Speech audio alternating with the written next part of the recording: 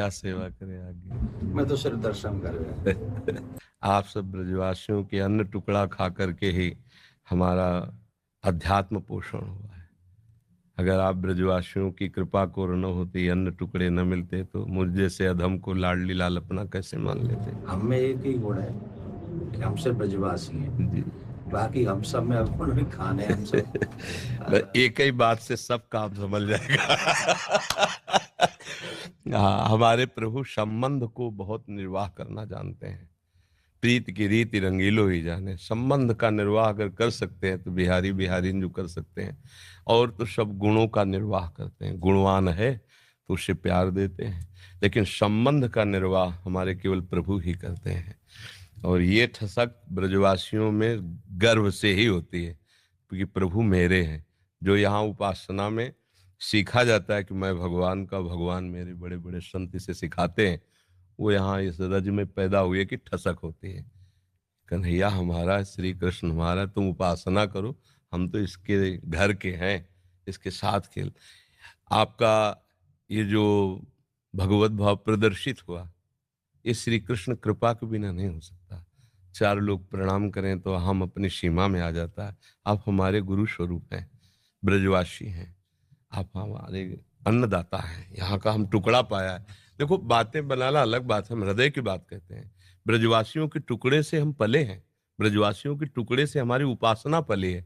और आप जैसे ये नम्रता प्रकट करें ना, ये केवल कृष्ण कृपा ही का ही स्वरूप है। बस आशीर्वाद यही दीजिए कि जो श्यामा श्याम के रंग में आपके चरण रज ने, आपके अन्न ने लगाया है, बस उसी में जीवन पूर्ण है। श्यामा श्याम के सिवा हमारी एक भी वृत्ति कहीं अन्य न जाए, पूरा जीवन। हम तो ठाकुर जी के गीत गाए हुए बाहर ही जानते रहे। हमें तो ब्रजवास उतना मिले भी ना है। ये तो भलो हो या कोरोना को जो इतना वास कराए दिया। ये में जो सर्वेश्वरी के प्रति भाव उत्पन्न करे वाले, वो एक अद्भुत, वो अद्भुत है। और वही के लिए चर्चा है, हर एक शहर में चर्चा है। और वो आपको कोई अपना विशेष नहीं, वो जो किशोर जी के प्रति जो आप जगा रहे हैं सबन को, वो बहुत बहुत अत्यंत सुंदर है। और आज के युवा जो चरित्रवान, क्या कहें, या विषय पे हम कह नहीं सकें, जो बड़ी विचित्र बात है चरित्र के विषय में। पर आपने जो अभी इतने संत बाहर विराज रहे हैं, महात्मा विराज रहे हैं, ये युवा युवा देखो। हाँ, इस बस ये लाडली जी की मंद मुस्कान से, महाराज जी नाम पढ़े लिखे हैं, कुछ कक्षा 9 सेम टू सेम। आप तो 9 तक गए, मैं तो 1 में नहीं। आपका देखो, बचपन से ब्रज में जल और ठाकुर जी बलला, बड़े बड़े परमहंस मस्तक में अपने चरण धूलि आपकी। जी, ये आशीर्वाद को मिलो बचपन, बहुत आशीर्वाद ऐसो मिलो कि वो लाड लड़ावे, गोद में बैठा बाबा है, गोवर्धन वाले बाबा गोद में बैठा रखे स्वरूप में, और प्रसाद पवाए वो, वही सौभाग्य थे हम लोग, उनके आशीर्वाद थे, ऐसी विभूति के आज यह कार्य को कर पा रहे हैं। बिल्कुल। और ये जो आपका बाहर जाना है ना, ये हमारे लिए बहुत मंगलमय है। देखो, जहां हम नहीं पहुंच सकते, वहां हमारी बात पहुंच रही है। आप सब अगर न जाए तो कोई रास क्या है जान नहीं पाएगा। राधा नाम का परिचय हमारे ब्रजवासी इस रज का सेवन करने वाले ही दे सकते हैं। त्रिभुवन में किसी की सामर्थ्य नहीं कि राधा नाम बोल सके। ये वृंदावन रज और वृंदावन रज के रसिक और ब्रजवासी, ये इनकी धरोहर है, इनके सिवा कोई नहीं बोल सकता। ये आगम निगम पुराण अगोचर, राधा नाम आगम निगम पुराण अगोचर, अलक्षम राधाख्यम निखिल निगमई रप्यति तराम, रसाम बोधे सारम किमपि सुकुमारम विजयते। अलक्ष्य वेदों से श्री लालजू महाराज के लिए नेति नेति वेद कहते हैं। फिर लालजू महाराज जहां रस की याचना करते हैं, मांगत लाल लाड़िलो नागर, प्रगट भई दिन दिन की चोरी, दान दैरी नवल किशोरी। जिनके श्री चरणों को मस्तक पर पधराने के लिए भगवान शंकर ब्रह्मादि शुकादि याचना करते रहते, ध्यान धरते रहते हैं, वही प्रभु हमारी लाडली जू के चरणों में महावर लगाने के लिए सखियों से याचना करते रहते हैं। इस रस को कैसे कोई जानेगा? श्री श्यामाजू के चरणन की बलिहारी, जे है बसत किशोर लाल के प्राणन मध्य सदारी। कहा? किशोर लाल के प्राणन मध्य सदारी श्री श्यामाजू। ये नहीं कि हम ही अपने संप्रदाय के कहें। नंददास चापत चरण मोहन लाल, कुंवरी राधे पलंग पौड़ी सुंदरी नवबाल। ये वो चरण चाप रहे हैं। ध्येयम सदा परिभवग्नम अभीष्ट दोहम, तीर्थास्पदम शिविरंच नुतम शरण्यम, भृत्यार्थिहम प्रणतपाल भवाब्दिपोतम। ये बंदे महापुरुष ते चरणारविंदम। ओ ऐसे चरणारविंद वाले गोरे चरणारविंद की देखो कैसी अद्भुत महिमा है। नंद सुत मन मोदकारी विरह सागर तरन। ये बात, अनंत गोपियां जिनके श्री चरण का स्मरण करके शीतलता धारण करती हैं, वो है श्री कृष्ण। और श्री कृष्ण हृदयर्पितम मधुपते स्मरतापमुग्रम निर्वापयत परम शीतल आश्रयामि। जिनके हृदय की शीतलता लाडली के श्री चरणों को स्थापित करने से होती, वो हमारे गोरे चरण। नंद सुत मन मोदकारी विरह सागर तरन, दास परमानंद छीन छीन श्याम जिनकी। ये कहीं नहीं मिलेगा। आगम निगम पुराण अगोचर, ये सहज माधुरी रूप निधिम अनभय आनंद कंद में। ये निज संपत्ति वृंदावन बिहारिणी बिहारी जो ब्रजवासियों की है, रसिकों की है, रजोप सेवी जनों की है।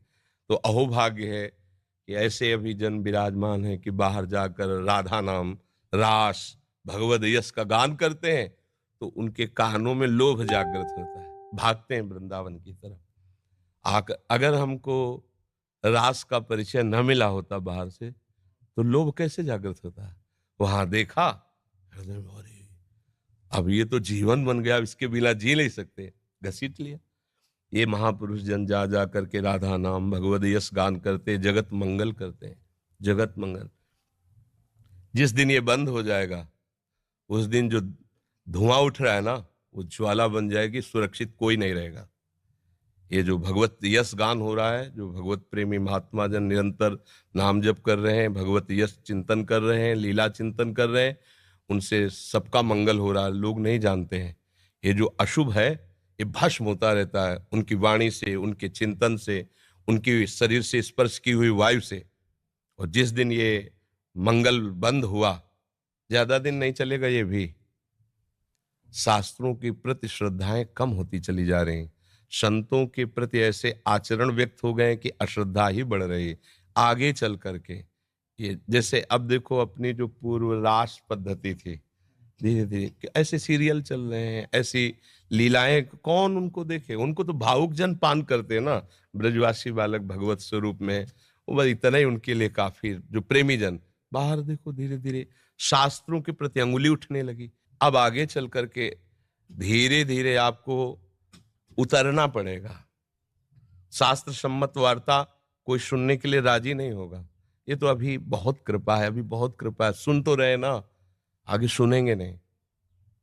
ऐसी मलिन बुद्धि हो जाएगी, आदर नहीं होगा, शास्त्रों का आदर नहीं होगा, संतों का आदर नहीं होगा, भगवत प्रेमी भगवत लीला गायन कथा वचन का, इसका आदर धीरे धीरे नष्ट हो। तब भा भ्रष्टाचारा सब संसारा, धर्म सुनाई नहीं काना, कान से सुनाई नहीं देगा। तभी अभी सबसे कह देते कि अवसर है, निकल चलो निकल चलो। प्रियाजू ने अभी अनुकूल अनुग्रह वायु भेज दी, निकल चलो। नहीं, अगला जन्म होगा और हम भजन करेंगे, ऐसा संभव। अगला जन्म हो और हम भजन करके श्री जी को प्राप्त करें, असंभव। आज न सामग्री शुद्ध रह रही। अगर शुद्ध चीजें देखो, दूध है, घी है, जिनसे हम पवित्र बुद्धि और स्वस्थता धारण करके भजन करें, उनमें यह शुद्धता मिलाई जा रही। किससे हम कहा? छोटे छोटे बच्चों के पास मोबाइल है जो पूरा संसार घर बैठे देख सकते हैं। संयम के लिए निकले थे। भगवत प्राप्ति संयम पर टिकी हुई है, और संयम भ्रष्ट करने के लिए इतना बड़ा मोबाइल काफी है। अब वो एकांत कमरे में बैठा क्या देख रहा है? जिसने अपने मन का निग्रह नहीं कर लिया। मन का निग्रह करना हंसी खेल है, मनोनिग्रह बहुत बड़ी सिद्धि है। जिसने अपने मन को समेट कर परमात्मा तत्व में लगा दिया, सावई मना कृष्ण पदारविंद, बहुत ये छोटी मोटी स्थिति है। अब वो क्या करेगा? भ्रष्ट हो जाएगा। तो अगला जन्म मोबाइल भेज दिया 30-35 वर्ष से कलयुग ने। अब अगला जो जन्म होगा धीरे धीरे, मतलब बहुत, तो ये कमर कसे रहना, हमारे धर्म के प्रति जीवन बलिदान की वृत्ति बनाए रखना और अधिक से अधिक नाम महिमा, क्योंकि कलयुग में अन्य साधनों में रुचि होना, नाम महिमा, अधिक से अधिक नाम महिमा, भगवत लीला श्रवण का फल। एक महान दुराचारी प्रेत आत्मा, प्रेत बना हुआ 7 दिन की भागवत में भगवत धाम साक्षात सदे जाता है, सामने विमान पे जाता है। ये कोई कहानी नहीं, ऐसी ही सामर्थ्य भागवत में है। भगवत लीला का गान करके कितनों का उद्धार किया जा सकता है, भगवान नाम में प्रीति प्रदान करके कितनों का उद्धार किया जा सकता है। हमारा तो उद्धार हो या नो इसकी फिक्र नहीं, मेरे मालिक का नाम, मेरे मालिक का जस फैले और सबका मंगल हो। चाहे जितना कोई उपद्रव कर ले, कोई नहीं झुका सकता। ये बात ध्यान रखना, अपनी निष्ठा पे रहना और सिंह की तरह गरजते रहना। जो हमारी इस रज का सेवन किए हुए उसकी वाणी अमोघ होती है। इसी रज के प्रभाव से हम जीवित बैठे हैं, इसी रज के प्रभाव से, तो किडनी फेल है। और हम तो किशोरी जी से प्रार्थना करें प्रियाकांत सरकार दे यूं ही कृपा बनाए रखें, और तमाम जो है आप सब गुरुजनों का यही शुभाशीष ही मरे हुए हैं किसी का आपके लिए। ना ऐसे अभी तो असल में मरे तो वो है जीवित सब समान सुप्राणी, जिन हरि ही भगत हृदय नहीं आनी। जाके रोम रोम में सर्वेश्वरी राधा रानी को नाम बस रहे हो, वो तो सदा जीवा। और आपने तो कितने मरे हुए जिंदे कर दिए। करे करावे आप सब जले बढ़ाई दे, उनका खेल ऐसा ही। और किशोरी जी करवा तो रही है ना। हाँ महाराज, स्पष्ट उन्हीं के द्वारा सारा खेल चल रहा है, स्पष्ट चल रहा है। जैसे ना बटन दबे वैसे ही उनका सारा, हमारी बुद्धि की बस की बात नहीं। बहुत मतलब बहुत कृपा उनकी, हर समय अनंत माताओं जैसा दुलार लिए लाडली जो हर समय कभी भी हमने देखा। जैसे कभी बहुत पीड़ा हो रही है, तो भयानक रोग है ना, कभी तो पीड़ा को 1 सेकंड में ऐसे कोने में रख के निहाल। ये जो दिनचर्या चल रही है, 1:30 बजे उठते हैं रात्रि के, 2 बजे से शौच स्नान करके 2:30 बजे से यहाँ आ जाते। अब ये चल रही दिनचर्या 9:30 बजे तक चले, फिर कुछ प्रसाद पाक, तो दिन में 1 मिनट के लिए भी नींद नहीं। ये रोगी शरीर की दिनचर्या थोड़ी, श्री जी के प्रताप से चल रही। पूरी रात निकल जाएगी, घंटा 2 घंटा नींद आई तो आई, नहीं तो ऐसे नहीं। तो ये सब श्री जी से चल रहा है। संसारिक बेस में अगर आदमी सोवे नहीं 6-7 घंटा, तो आपकी आंख, आपको मुखमंडल दूर से देख के बता देगा कि आदमी तनाव में है जी।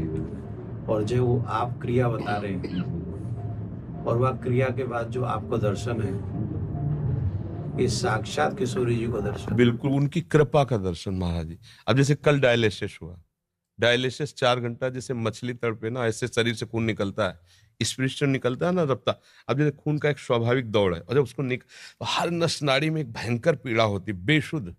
फिर उसके बाद 4-5 घंटे उठना मुश्किल होता है, ऐसे 2-4 बच्चे ऐसे पकड़ के से, नहीं तो चक्कर वैसा। और एक कवल नहीं पाया अभी तक। कल डायलिसिस के बाद शाम के भोजन नहीं होता, डायलिसिस के बाद इतना शिथिल अंग रहता है।